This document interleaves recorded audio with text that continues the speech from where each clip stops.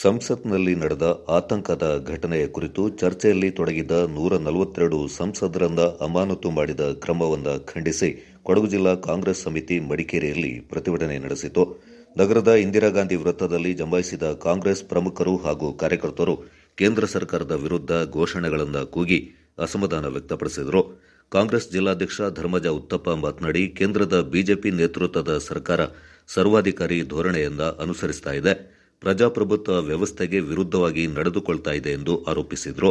ಕೇಂದ್ರದಲ್ಲಿ ಬಿಜೆಪಿ ಸರ್ಕಾರ ಇದ್ದಾಗಲೆಲ್ಲ ಭದ್ರತಾ ಲೋಪವಾಗಿದೆ. 22 ವರ್ಷಗಳ ಹಿಂದೆ ಬಿಜೆಪಿ ಅಧಿಕಾರದಲ್ಲಿದ್ದಾಗ ಸಂಸತ್ ಮೇಲೆ ದಾಳಿಯಾಗಿದೆ.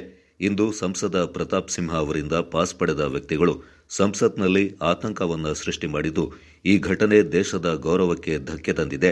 ಘಟನೆಯ ಕುರಿತು ಉನ್ನತ ಮಟ್ಟದ ತನಿಖೆಯಾಗಬೇಕೆಂದು ಒತ್ತಾಯಿಸಿದ ಸಂಸದರನ್ನ ಅಮಾನತು ಮಾಡಿರುವುದು ಖಂಡನೀಯವೆಂದ ಧರ್ಮಜ ಉತ್ತಪ್ಪ ತಕ್ಷಣ ಪ್ರತಾಪ್ ಸಿಂಹ ಅವರು ತಮ್ಮ ಸ್ಥಾನಕ್ಕೆ ರಾಜೀನಾಮೆ ನೀಡಬೇಕೆಂದು ಒತ್ತಾಯಿಸಿದರು.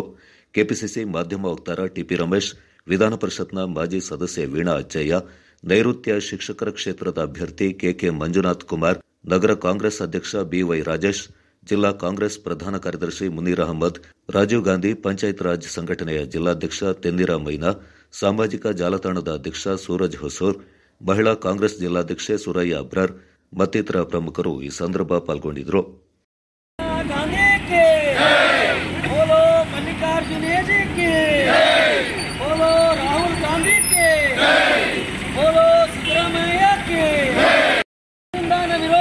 ಬಿಜೆಪಿ ಕೇಂದ್ರ ಸರ್ಕಾರಕ್ಕೆ ಹೇಳಿ ಧಿಕ್ಕಾರ, ಪ್ರಜಾಪ್ರಭುತ್ವ ವಿರೋಧಿ ಮೋದಿ ಸರ್ಕಾರಕ್ಕೆ ಹೇಳಿ ಧಿಕ್ಕಾರ, ದೇಶದ್ರೋಹಿ ಎಂಪಿ ಪ್ರತಾಪ್ ಸಿಂಹನಿಗೆ ಹೇಳಿ ಧಿಕ್ಕಾರ, ಹೇಳಿ ಧಿಕ್ಕಾರ. 140 ಸಂಸದರನ್ನು ಅಮಾನತು ಮಾಡಿದ ಕೇಂದ್ರದ ಬಿಜೆಪಿ ಸರ್ಕಾರಕ್ಕೆ ಹೇಳಿ ಧಿಕ್ಕಾರ.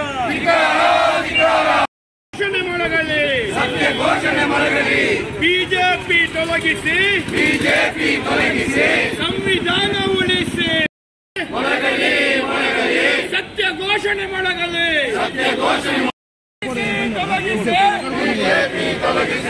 ಕೇಂದ್ರ ಪ್ರಜಾಪ್ರಭುತ್ವವನ್ನು ಕಗ್ಗೊಲೆ ಮಾಡುತ್ತಿರುವ ಕೇಂದ್ರ ಬಿಜೆಪಿ ಸರ್ಕಾರಕ್ಕೆ. ಯಾವಾಗ ಬಿಜೆಪಿ ಸರ್ಕಾರ ಯಾವ ಕಾಲಾವಧಿಯಲ್ಲೂ ಕೂಡ ಅಧಿಕಾರದಲ್ಲಿದ್ದಾಗ ದೇಶಕ್ಕೆ ಭದ್ರತೆ ಧಕ್ಕೆ ಆಗುವಂತಹ ವಿಚಾರಗಳು ಇವತ್ತು ನಮ್ಮ ಕಣ್ಮುಂದೆ ಇವತ್ತು ಕಾಣ್ತಿರುವಂತದ್ದು ಸಂಗತಿ. ಕಳೆದ ಹಲವಾರು ವರ್ಷಗಳ ಹಿಂದೆ ದೇಶದ ಒಂದು ವಿಮಾನವನ್ನು ಕೂಡ ಹೈಜಾಕ್ ಮಾಡಲಾಗಿತ್ತು. ಆಮೇಲೆ 2012ರಲ್ಲಿ ಸಂಸತ್ ಭವನದ ಮೇಲೆ ದಾಳಿ ಕೂಡ ನಡೆಯಿತು. ಎಲ್ಲಾ ಸಂದರ್ಭದಲ್ಲೂ ಕೂಡ ಬಿಜೆಪಿ ಸರ್ಕಾರದ ಅವಧಿಯಲ್ಲೇ ಆಗಿದ್ದು. ಜೊತೆಗೆ ಈಗ ಮೊನ್ನೆ ತಾನೇ ಡಿಸೆಂಬರ್ 14ನೇ ತಾರೀಕು ಮಾನ್ಯ ಸಂಸದರಾದ ನಮ್ಮ ಇಲ್ಲಿಯ ಸ್ಥಳೀಯ ಸಂಸದರಾದ ಪ್ರತಾಪ್ ಸಿಂಹ ಅವರ ಒಂದು ಸಂದರ್ಶನ ಚೀಟಿಯ ಮೇಲೆ ಇವತ್ತು ಏನು ಹೊಸದಾಗಿ ಭಾರಿ ಭವ್ಯವಾಗಿ ನಿರ್ಮಾಣಗೊಂಡಂತ ಭಾರಿ ಭದ್ರತೆ ಮೇಲೆ ಸುಮಾರು 7 ಕೋಟೆಯನ್ನು ಭೇದಿಸಿ ಹೋಗುವಂತ ಭದ್ರತೆ ಇದ್ರೂ ಕೂಡ ಅದ್ರ ಒಳಗಡೆ ನುಗ್ಗಿ ಇವತ್ತು ಸಂಸದ ಭವನದಲ್ಲಿ ಭದ್ರತೆಗೆ ದೇಶದ ಒಂದು ಸಂವಿಧಾನಿಕವಾದಂತ ಒಂದು ದೇಶದ ಒಂದು ಅಧಿವೇಶನವನ್ನು ನಡೆದಿರುವಂತ ಸಂಸತ್ತಿನ ಸಂದರ್ಭದಲ್ಲೇ ಇವತ್ತು ಪುನಃ ಒಂದು ದಾಳಿ ನಡೆದಿದ್ದು, ಒಂದು ಕೃತ್ಯ ನಡೆದಿದ್ದು, ಒಂದು ಘಟನೆ ನಡೆದಿದ್ದು ದೇಶಕ್ಕೆ ಒಂದು ಅಪಮಾನಕರ. ಇವತ್ತು ಅಂತಾರಾಷ್ಟ್ರೀಯ ಮಟ್ಟದಲ್ಲೂ ಕೂಡ ಇದು ನಮ್ಮ ಒಂದು ದೇಶದ ಮಾನವನ್ನು ಹರಾಜು ಮಾಡಿದಾಗ ಅಂತ ಹೇಳೋದು ನಾವು ಹೇಳ್ಬೇಕಾಗ್ತದೆ.